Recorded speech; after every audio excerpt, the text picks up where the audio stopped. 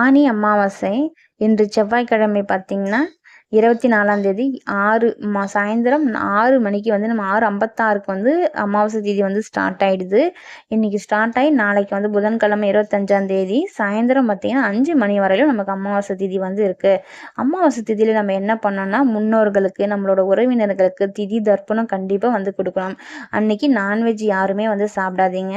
நம்ம வீட்டில் இருக்கிற பூஜை அறையை ஃபுல்லாக வந்து க்ளீன் பண்ணுங்க. மறைந்த முன்னோர்கள் படத்தை வந்து சுத்தமாக க்ளீன் பண்ணி அவங்களுக்கு வந்து பூக்கள் வந்து வச்சு தூபம் ஆராதனை காட்டுங்க. அவங்களுக்கு என்ன பிடிக்குமோ அந்த உணவுகளை வந்து செஞ்சு அன்னைக்கு வந்து படைத்து அவங்களுக்கு வந்து அவங்களோட அருளை வந்து பெறுங்க. அன்னைக்கு அமாவாசை பூஜை முடிச்சு அந்த திதிலாம் வந்து முடிச்ச பிறகு வந்து நம்ம தினசரி நம்ம வீட்டில் பூஜையை வந்து மேற்கொள்ளலாம்.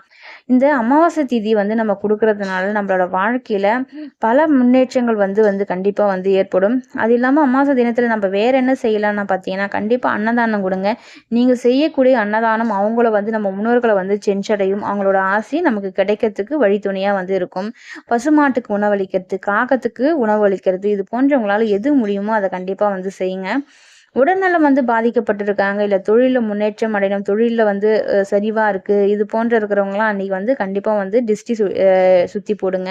பூசணிக்காய், எலுமிச்சம்பழம் இது போல் உங்களால் எது முடியுமோ அதை கொண்டு அன்னைக்கு டிஸ்டி சுற்றி போடுங்க.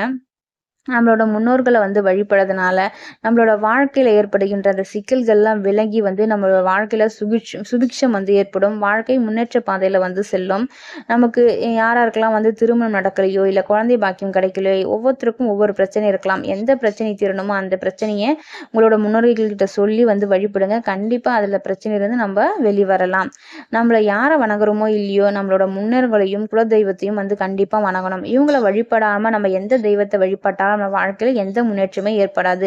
நம்மள இந்த உலகத்துக்கு கொண்டு வந்தவங்க நம்ம முன்னோர்கள் தான். கண்டிப்பாக இந்த நாளில் அவங்கள வந்து மனசார வழிபட்டு அவங்களோட ஆசை வந்து பெறுங்க. அவங்களோட ஆசை இருந்தால் போதும், உங்களோட வாழ்க்கையில் வந்து எல்லாத்தையுமே உங்களால் வந்து அடைய முடியும். அதனால் இந்த அமாவாசை தினத்தில் முன்னோர்களை வந்து வழிபட்டு நீங்களும் வந்து பலன் பெறுங்க. இந்த வீடியோ வந்து பிடிச்சிருந்தா லைக் பண்ணுங்கள், ஷேர் பண்ணுங்கள், சப்ஸ்கிரைப் பண்ணுங்கள். நன்றி.